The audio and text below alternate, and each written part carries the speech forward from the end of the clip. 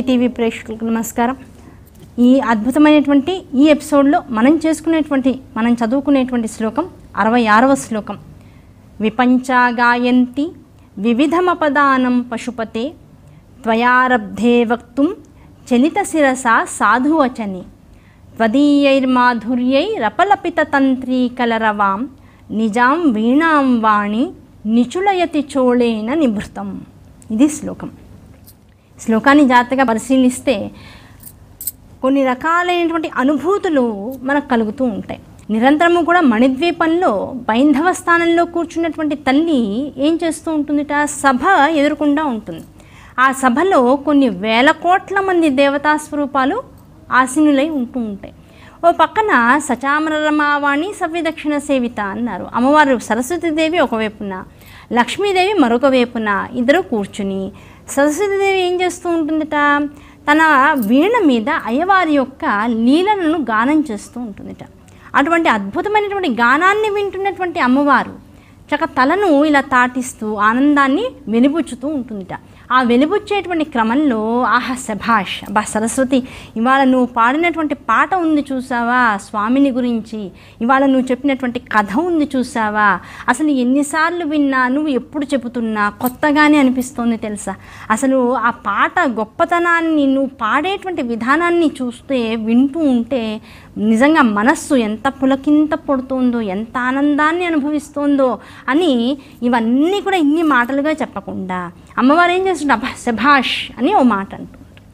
ఆ శభాష్ అనేటువంటి మాట అమ్మ నోట్లోంచి వచ్చేటప్పటికల్లా అసలు ఇంతసేపు తాను చేసినటువంటి శివగానం అనబడేటువంటి గానామృతం ఏదైతే ఉందో దాని ముందు వెలవెలబోయిందిట. దేని ముందు? అమ్మవారి నోట్లోంచి వచ్చినటువంటి ఆ మైమరుపుతో కూడుకున్నటువంటి ఆనందంతో కూడుకున్నటువంటి ఆ శభాష్ అనేటువంటి మెచ్చుకోలు ముందు. ఆ అమ్మ నీ పదాలు ఏవైతే నీ నోట్లోంచి వస్తున్నాయో వాటి ముందు జగత్తులో మరి ఇంకొకటి నిలవడానికి అవకాశం లేదు. అంత మాధుర్యాన్ని, అంత లావణ్యాన్ని, అంత మాతృభావనని, దాంతోపాటు అంత కనికరాన్ని, మా యందు అంత కరుణామృతమైనటువంటి వర్షాన్ని కురిపించగలిగినటువంటి ధ్వని మరొకటి లేదు. కనుక ఆ నాదం ముందు ఇప్పుడు ఏమవుతుంది, నేను చేసేటువంటి గానం అంతా కూడా వెలవెలపోతుంది అనేటువంటి భావాన్ని సరస్వతీదేవి వెలిపుచ్చడం కోసం వెంటనే తన కచ్చపి అనేటువంటి వీణని ముసుగు వేసేసి పక్కన పెట్టేసి తాను మౌనంగా అమ్మవారికి వింజామరవి ఇస్తూ నించుందిట. అంటే దీని అర్థం ఏమిటి? ఇలాంటి దృశ్యాన్ని మనకి చూపించడంలో శంకరాచార్య వారు ఎటువంటి ప్రజ్ఞను చూపిస్తున్నారంటే, లౌకికంగా నువ్వు చదువుకునేటువంటి చదువులు ఎంత గొప్పవైనా, అటువంటి ఐశ్వర్యం ఎంత గొప్పైనా, అందుకనే వారిద్దరు పక్కన ఉంటారు, చామర రమావాణి సవ్యదక్షిణ సేవిత.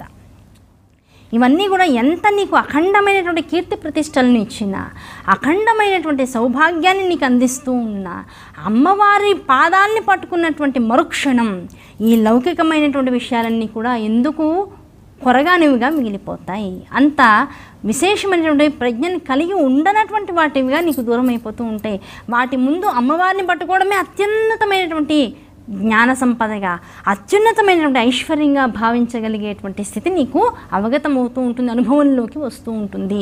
కనుక అమ్మవారి ముందు ఇంకే ఇతరములైనటువంటి విషయాలు కూడా ఎందుకు కొరగానివే అనేటువంటి విషయాన్ని మనకి చెప్పడం కోసం ఇటువంటి శ్లోకాలు చెప్తూ ఉన్నారు. అమ్మవారిని పట్టుకోవడం కోసం శ్లోకాలు, అమ్మవారిని పట్టుకోవడం కోసం వాంగ్మయం, పట్టుకున్న తర్వాత మౌనమే తప్ప అన్యమైన విషయం లేదు. అమ్మవారి పాదాలు పట్టేసుకున్నాం, ఆ అమ్మవారి పాదాలని పట్టుకున్న తర్వాత ఆ స్పర్శని అనుభవిస్తూ అమ్మవారిని ఇంకా వదలకూడదు అనేటువంటి జిజ్ఞాసతో మౌనాన్ని అవధరిస్తూ అమ్మనామాన్ని మనసులో స్మరించుకుంటూ ఉండడమే తప్ప, అనుభూతిని అనుభవిస్తూ ఉండడమే తప్ప, అక్కడ కూర్చుని మళ్ళీ నేను శ్లోకాల్ని అవధరిస్తాను, అవన్నీ కూడా చదువుకుంటూ ఉంటాను, నా పాండిత్యాన్ని అంత అమ్మవారికి చూపిస్తాను అనడంలో ఎటువంటి పెద్ద ప్రజ్ఞ ఏమీ కనపడదు. అదంతా కూడా ఎలాంటిది అంటే అహంకారంతో కూడుకునేటువంటి విద్యగా మారిపోతూ ఉంటుంది. అమ్మవారిని పొందడం కోసం ఇవన్నీ పొందిన తర్వాత అంటే ఇంకా మనకి సులువుగా అర్థం అవ్వాలంటే ఒక పోల్ జంపింగ్ ఉంటుంది. అది ఒక ఆటగా చెబుతూ ఉంటారు. మన ప్రపంచ దేశాల్లో, ఇండియాలో కూడా బాగా ఆడుతూ ఉంటాం, మన భారతదేశంలో కూడా. ఆ పోల్ జంపింగ్ చేసేవాడు ఏం చేస్తాడు, దూరం నుంచి పెద్ద కర్రని పట్టుకుని పరిగెత్తుకుంటూ వస్తూ ఉంటాడు. వచ్చి ఆ కర్రని నేల మీద ఆసరా చేసి తాను గాల్లోకి ఎగురుతాడు. ఎగిరి పైన ఎక్కడో ఉన్నటువంటి ఆ అడ్డుకట్టని దాటి తాను అటువైపుకి వెళ్ళాలి. అలా కనుక జాగ్రత్తగా అడ్డుకట్ట పడిపోకుండా కనుక తను వెళ్ళగలిగినట్లయితే తాను విజయాన్ని పొందినట్లుగా లెక్క. ఈ పోల్ ఎంతవరకు, ఈ కర్ర ఎంతవరకు ఉపయోగిస్తుంది? వీడు దూరం నుంచి పరిగెత్తుకుంటూ నేలకి ఆసరా చేసి శరీరాన్ని గాల్లోకి లేపేందుకు ఆసరాగా మారుతుంది. అయ్యో ఇంత ఆసరా ఇచ్చింది కదా, దీనివల్ల కదా నేను ఇంత సాధించానని చెప్పి అవతలకి దాటేసే సమయంలో కూడా ఆ కర్రని వదలకుండా పట్టుకున్నాడు అనుకోండి, దానివల్ల తను విజయాన్ని పొందడం కాదు అపజయం పాలైపోతూ ఉంటాడు. అలాగే ఈ లౌకికమైనటువంటి విధానాల్లో కనుక జాగ్రత్తగా మనం వస్తే కొంత అమ్మవారి భావాన్ని మనసులోకి తెప్పించుకోవడం కోసం ఈ వాంగ్మయం అంతా ఉపయోగపడుతుందేమో, కానీ అమ్మవారిని పట్టుకున్న తర్వాత ఇవన్నీ వదిలేసేసి అమ్మవారిని నిరంతరము స్మరిస్తూ ధ్యానిస్తూ ఉండడమే, అమ్మవారి యొక్క స్పర్శని, అమ్మవారి యొక్క ఆ దగ్గరతనాన్ని అనుభవిస్తూ ఉండడమే తప్ప అన్యమైన విషయాల్ని మళ్ళీ పట్టుకుని దాని ద్వారా అమ్మని ఇంకేదో ఇంకాస్త దగ్గరికి వెళ్దాం అనుకునేటువంటి భావన నుంచి బయటికి వచ్చేయాలి. అంటే అహంకార రాహిత్యం అనేటువంటిది కావాలి. దానికోసం ఈ శ్లోకాలు. అందుకని ఈ శ్లోకాన్ని చదవడం వల్ల ఏం కలుగుతుంది? అహంకార రాహిత్యం కలుగుతుంది. అహంకారం పోతే జగత్తంతా అమ్మ స్వరూపంగానే కనపడుతూ ఉంటుంది. అటువంటి అద్భుతమైనటువంటి మూల స్వరూపాన్ని మనకు అందించేటువంటి శ్లోకాలు ఈ శ్లోకాలు. తర్వాత శ్లోకంలో కనుక విన్నట్లయితే కరాగ్రేణ స్పృష్టం తుహినగిరినా వత్సలతయ గిరీశేనోదస్తం ముహురధర పానాకులతయ కరగ్రాహ్యం శంభో ముఖముకుర వృంతం గిరిసుతే కథంకారం బ్రూమ స్తవ చుబుక మౌపమ్య రహితం అన్నారు శంకరాచార్య వారు. ఈ శ్లోకాన్ని చదవడం వల్ల రాజప్రసాదం లభిస్తుందట, రాజుల యొక్క అనుగ్రహం లభిస్తుంది, వారి సభలో కూర్చునేటువంటి అవకాశం లభిస్తూ ఉంటుంది. అంత గొప్ప శ్లోకం ఈ శ్లోకం. జాతగా పడుకుంటే ఇక్కడ అమ్మవారిని పర్వతరాజపుత్రి అని పిలుస్తున్నారు శంకరాచార్య వారు. పిలిచి ఏం చెప్తున్నారు? హిమవంతుడు కూతురు అనేటువంటి వాత్సల్యంతో హిమవంతుడు ఏం చేశాడట, ఇప్పుడు పిల్లకి అన్నం పెట్టాలి, తండ్రి అనేటువంటి వాడు ఏం చేస్తాడు, తల్లి గబుక్కున 2 ముద్దలు పెడుతుంది, పిల్ల మరీ మారం చేసింది అనుకోండి, గబుక్కుని చెయ్యెత్తుతుంది. అలా తల్లికి అప్పజెపితే తన పుత్రిక అయినటువంటి ఆ జగన్మాతనే పుత్రికగా పొందినటువంటి వాడు హిమవంతుడు. ఆ జగన్మాత అనేటువంటి భావన ఏమాత్రము కూడా మనసులోంచి పోనివ్వకుండా ఆ తన కూతురులోనే అమ్మవారిని నిత్యము దర్శించిన వాడు కూడా హిమవంతుడే. ఇంకా మేనాదేవి అయినా కాస్త మాయలోకి వెళ్ళిందేమో తప్ప, తన కూతురు అనుకుందేమో తప్ప, హిమవంతుడు ఎట్టి పరిస్థితుల్లోనూ ఏ క్షణంలోనూ కూడా అమ్మవారిని అమ్మవారుగానే చూశారు. ఆ చూసే క్రమంలో ఏం చేశారంటే, తల్లికి ఇస్తే గబుక్కున పిల్ల మీద వాత్సల్యం కొద్ది చేయెత్తుతుందేమో తినట్లేదు అనేటువంటి బాధతో అలా ఇవ్వకుండా ఏం చేశాడు, తనే రోజు అన్నం పెడుతూ ఉండేవాట. పిల్ల ఎక్కడన్నా మారం చేస్తుంటే తనే దగ్గరికి తీసుకుని బుజ్జగిస్తూ ఉండేవాట. ఆ బుజ్జగించి మారం చేయకుండా అన్నం తినిపించేటువంటి క్రమంలోనూ అమ్మాయిని తన మాట వినేలా చేసుకునేటువంటి క్రమంలో ఏం చేసేవాట, నిత్యము కూడా ఈ చుబుకాన్ని పట్టుకుని బతిమిలాడుతూ ఉండేవాట. అందుకని శంకరాచార్య వారు ఏమంటున్నారు, అమ్మ నిత్యము కూడా పర్వతరాజు ఏమదృష్టం చేసుకున్నాడో తల్లి, నిన్ను బతిమిలాడడం అనేటువంటి ఒక నెపంతో నీ యొక్క ఈ చుబుకాన్ని నిమురుతూ ఉండేవాట. ఆ తర్వాత అవకాశం ఎవరికి దొరికిందో తెలుసా అమ్మ, మళ్ళీ నీ భర్త అయినటువంటి పరమశివుడికి లభించింది. ఎలా?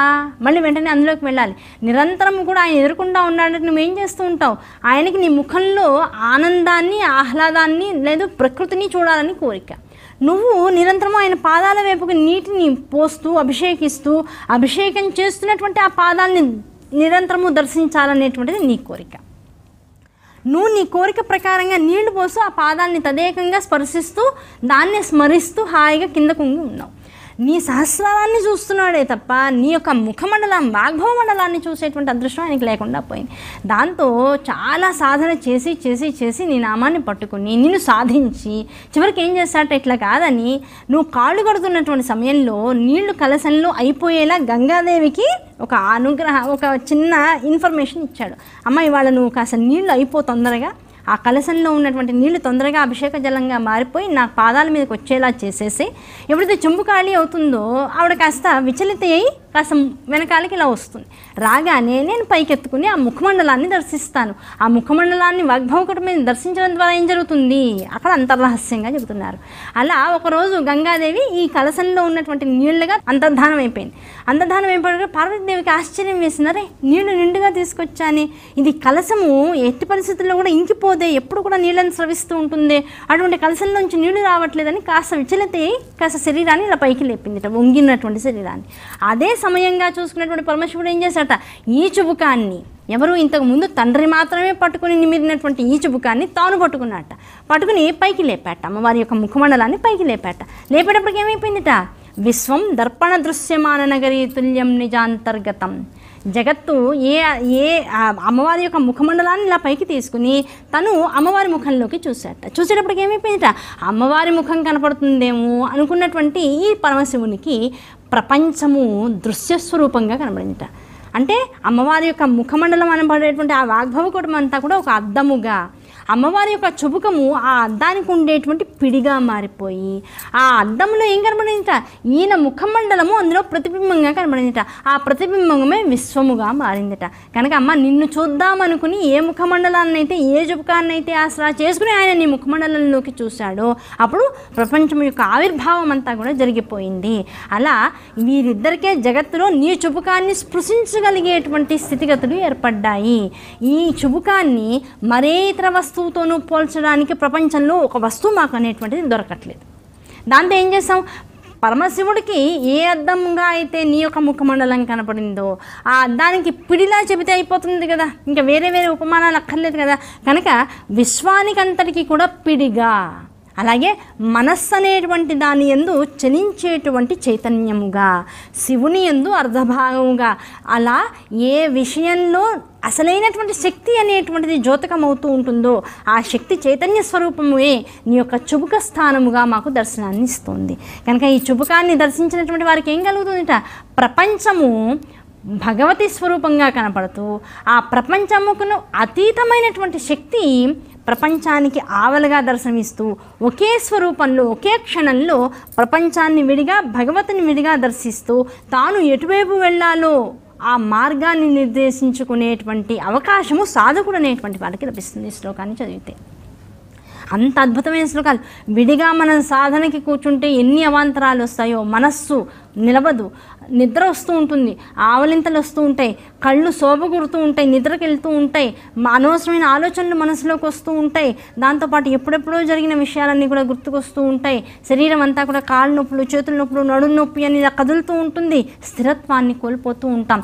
ఈ శ్లోకాలు చదవడం మూలాన, ఈ శ్లోకాల్లో ఉండేటువంటి అంతర్రహస్యాన్ని తెలుసుకోవడం మూలాన ఏమవుతుంది, సాధన ఇలా అరటిపండు వలిచి ముక్కలు చేసి పైన తేనె వేసి పిల్లలకి ఇస్తే ఎంత ఇష్టంగా తింటారో అలా సాధకుడికి సాధన అనేటువంటిది శంకరాచార్యుల వారు ఈ శ్లోకాల రూపంలో ఒలిచి ఇచ్చి చేతులు పెట్టేశారు. శ్లోకాన్ని చదువుతూ కూర్చోరా, నీలో తెలియకుండానే అంతర్గతమైనటువంటి విభాగం అంతా కూడా చైతన్య స్ఫూర్తిని పొందేస్తుంది. ఆ చైతన్య స్ఫూర్తిని పొందినటువంటి ఆ అంతర్గతమైనటువంటి ఆత్మస్థితి అంతా కూడా ఆత్మోన్నత స్థితిని పొందుతూ ఉంటుంది. అటువంటి స్థితిని అనుభవించేటువంటి సమయాన్ని కేటాయించు, అటువంటి భగవతి పాదాలు పట్టుకోవాలనేటువంటి సంకల్పంతో నిరంతరము కృషి చేస్తూ ఉండు చాలు అని చెప్పారు. కనుక ఇంత అద్భుతమైనటువంటి శ్లోకాలు. కనుక అమ్మ నీ యొక్క చుబుకాన్ని మేము ఇప్పుడు ఆ చుబుకాన్ని మేము ఎవరికి పట్టుకోగలం, మా ఇంట్లో ఉండేటువంటి చిన్న చిన్న పిల్లలు ఇలాంటి వాళ్ళ చుబుకాన్ని చూసినప్పుడల్లా మళ్ళీ హిమవంతుడి కూతురు అయినటువంటి ఆ తల్లి యొక్క చుబుకాన్ని మేము కూడా స్పృశిస్తున్నామనేటువంటి భావంతో, అంటే జగత్తులో ఏ ఆడపిల్లని చూసినా అమ్మవారిగా కనుక చూసేటువంటి భావన ఏ సాధకుడికైతే కలుగుతూ ఉంటుందో, అందుకనే చూడండి అమ్మవారి యొక్క నవరాత్రులు చేసేటప్పుడు బాలా పూజ అని, కుమారి పూజ అని, సువాసిని పూజ అని రకరకాలుగా చేయడంలో అంతరార్థం ఏమిటంటే స్త్రీ యందు ఈ మాతృభావన తెచ్చుకుని ఎవరైతే స్త్రీలను దర్శిస్తూ ఉంటారో స్వయం జగన్మాతని దర్శించినటువంటి ఫలితం వీరి ఖాతాలో వేసేస్తూ వీరు తమకు తెలియకుండానే హిమవంతుని యొక్క స్వరూపాన్ని పొందేస్తూ ఉంటారు. ఆయన స్థానంలోకి వెళ్ళిపోతూ ఉంటారు. ఎందుకంటే ఎదుర్కొంటూ ఉన్నటువంటి అమ్మాని అమ్మాయిగా కాసేపు భావిస్తారు, అమ్మగా దర్శిస్తూ ఉంటారు. ఈ రెండు భావనలు కలగాలి అంటే సాధన కావాలి. ఆ సాధన కోసం ఈ శ్లోకాలు ఉపకరంగా మారుతూ ఉంటాయి. కనుక ఈ శ్లోకాలకు నమస్కరించుకుంటూ తర్వాత శ్లోకంలో కనుక వెళ్ళినట్లయితే భుజాశ్లేషాన్నిత్యం పురదమైతు కండకవతి తవగ్రీవా ధత్తే ముఖకమల నాళశ్రియమియం స్వతశ్వేతాకాలా గురు బహుళ జంబాలమలిన మృణాలీలాలిత్యం వహతి యదధో హారలతిక అన్నారు శంకరాచార్యుల వారు. అమ్మవారి యొక్క స్వరూపాన్ని ఇంకాస్త విశేషంగా మనకు చూపిస్తున్నారు. ఇంతకుముందు ఏమైంది, ఇంతకుముందు శ్లోకంలో అమ్మవారి యొక్క చుబుకాన్ని పట్టుకుని స్వామి అమ్మవారిని పైకి లేపారు. లేపేటప్పటికి ఏమైంది, అమ్మవారి యొక్క ముఖమండలం విశ్వం దర్పణ దృశ్యమాన నగరి తుల్యం నిజాంతర్గతం స్వరూపంగా దర్శనం ఇచ్చింది, బాగుంది. తర్వాత ఏం చేశారట, అమ్మవారి యొక్క భుజాలని ఇలా ఆలింగనం చేసుకున్నారట.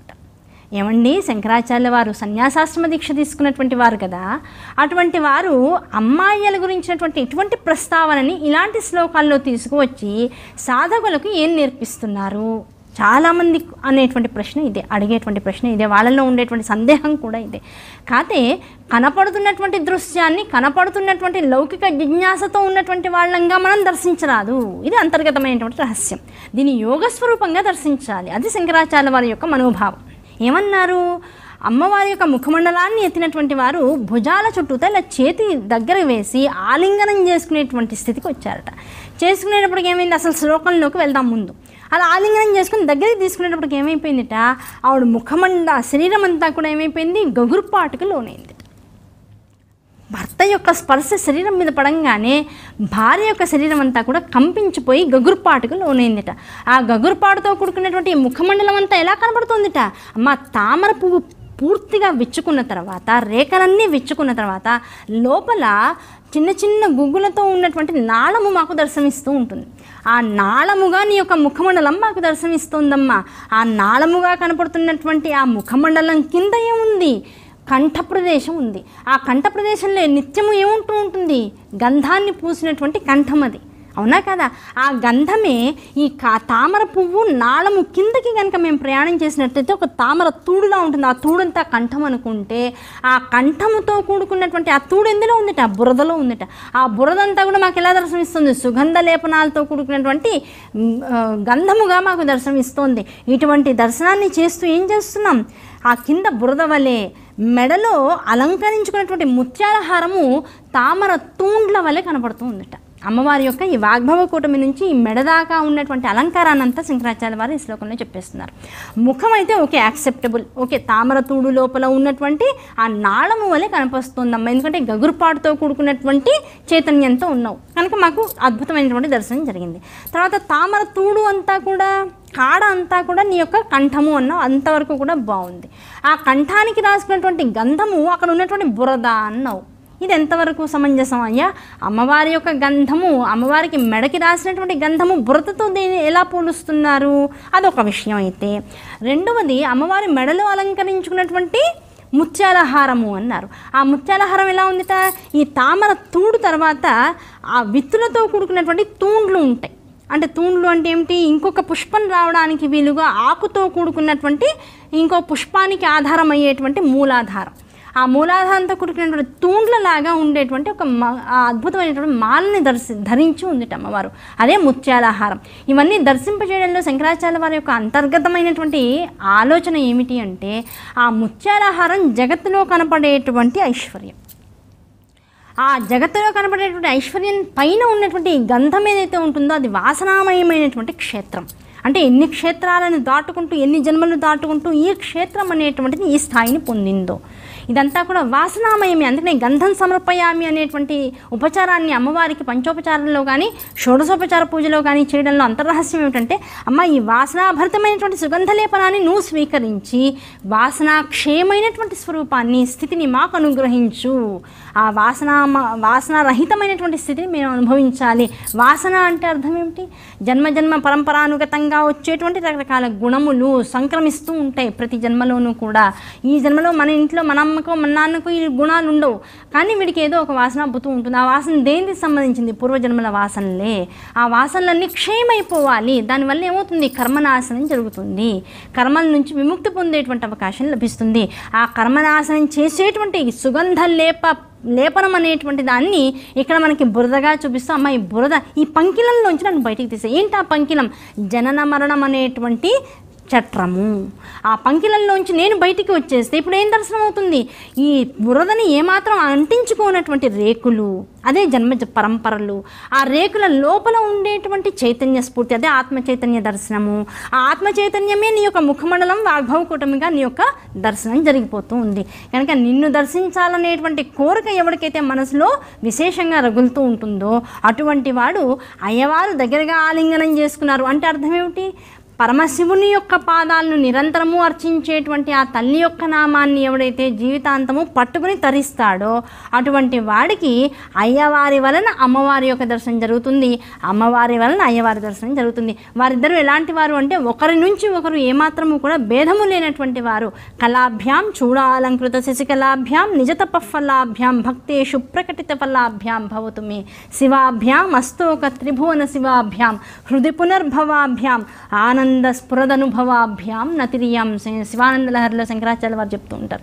వారిద్దరూ ఎలాంటి వారు అంటే ఒకరి కోసం ఒకరి తపస్సుకు మరొకరు ఫలితముగా నిలిచినటువంటి వారు. భక్తుల మనస్సులను తెలుసుకుని వారి మనస్సుకి తగినట్లుగా వారిని వారు ప్రకటించుకునేటువంటి శక్తి కలిగినటువంటి వారు. అటువంటి పార్వతీ పరమేశ్వరులు ఇద్దరిని ఏకకాలంలో దర్శించాలంటే ఇటువంటి దర్శనం, ఇటువంటి దృశ్యం మనకు కనపడాలి. ఆ దృశ్యాన్ని యోగ మార్గంలో నీకు దర్శింపచేయడం కోసం ఇటువంటి విషయాల్ని ఇక్కడ ప్రస్తావించారే తప్ప లౌకికమైనటువంటి కామాసక్తి కానీ, లౌకికమైనటువంటి దంపతుల మధ్య ఉండేటువంటి విషయాలు కానీ ఇక్కడ ఎక్కడా కూడా ప్రస్తావించలేదు. దీన్ని నువ్వు ఒక పురుషుడిగాను ఒక స్త్రీగాను దర్శించకు, వారిద్దరికి సంబంధించినటువంటి పుత్రుడిగా పిల్లవాడిగా మారిపోయి దర్శించు. అప్పుడు అమ్మ నాన్నలో చోటు ఉంటాడు, పిల్లవాడు ఏం చేస్తాడు, వాళ్ళ కాళ్ళ చుట్టూతా పట్టుకుని తిరుగుతూ ఉంటాడు. అలా ఈ జగత్ అనబడేటువంటి దానిలో ప్రకృతిని ఆధారంగా చేసుకుని ఈ ప్రకృతిలో ఉండేటువంటి పంచభూతాల చుట్టూతో ఎప్పుడైతే నువ్వు అమ్మనామస్మరణ అయ్యమనామస్మరణ చేస్తూ తిరిగావో నువ్వే గణేశుడివి, నువ్వే స్కందుడివి, నువ్వే ఇంద్రుడివి, నువ్వే ఉపేంద్రుడివి.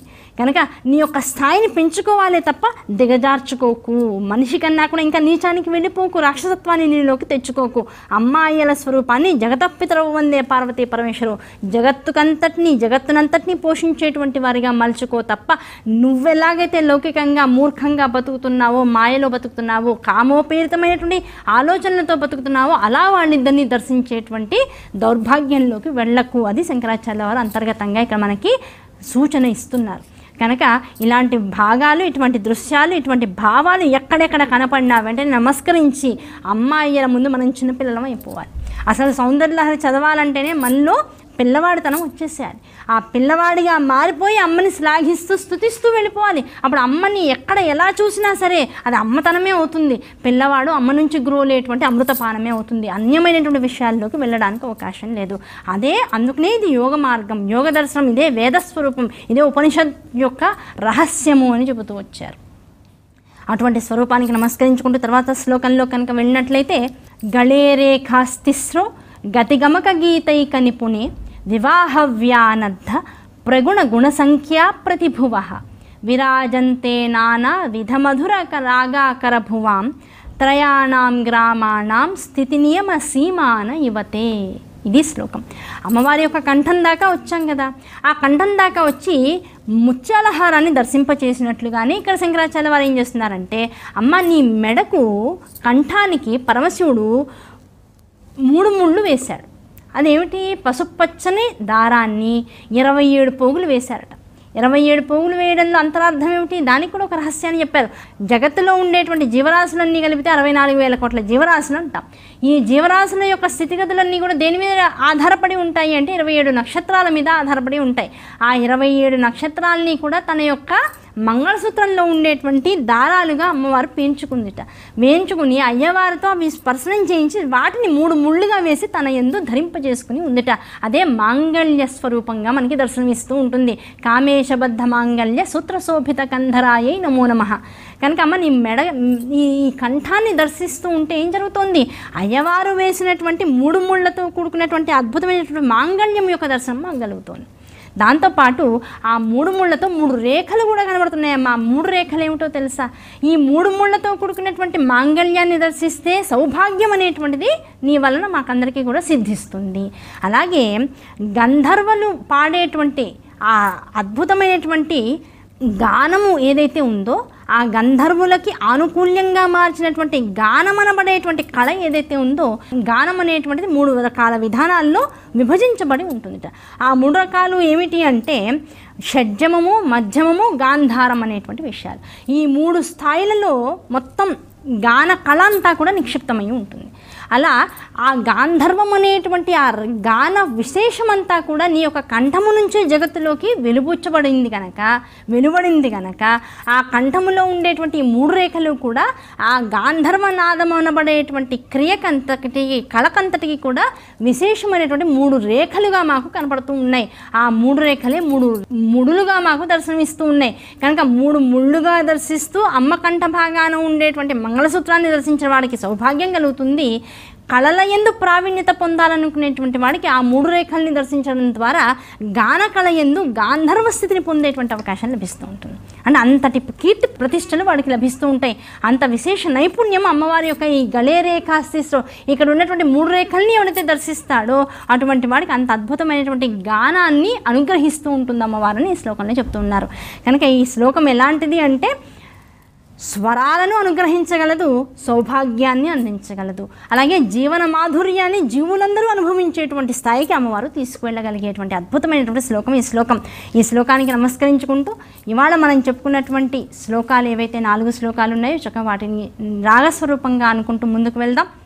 విపంచా గాయంతి వివిధమపదానం పశుపతే త్వయారబ్ధే వక్తుం చలిత శిరసా సాధువచనే त्वदीयैर्माधुर्यैरपलपिततन्त्री कलरवां निजां वीणां वाणी निचुलयति चोळेन निभृतं कराग्रेण स्पृष्टं तुहिनगिरिना वत्सलतया गिरिसेनोदस्तं मुहुरधरपानाकुलतया करग्राह्यं शम्भोर्मुखमुकुरवृन्तं गिरिसुते कथं कारं ब्रूमस्तव शुभुकमौपम्यरहितं भुजाश्लेषान्नित्यं पुरदमयितुः कण्डकवती तव ग्रीवा धत्ते मुखकमलनाळश्रियमियं स्वतस्वेता काला गुरुबहुलजम्भालमलिना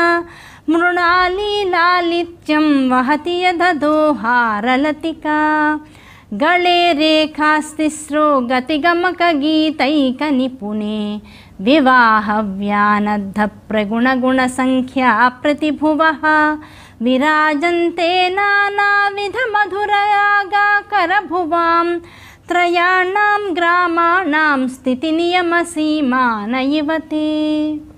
రాజానుకూలతని, ఐశ్వర్యాన్ని, దంపతుల మధ్య అనురాగాన్ని, సౌభాగ్యాన్ని, సుమంగళిత్వాన్ని, ఆరోగ్యాన్ని అన్నిటినీ కూడా అనుగ్రహించగలిగేటువంటి శ్లోకాలు సౌందర్యలహరి శ్లోకాలు.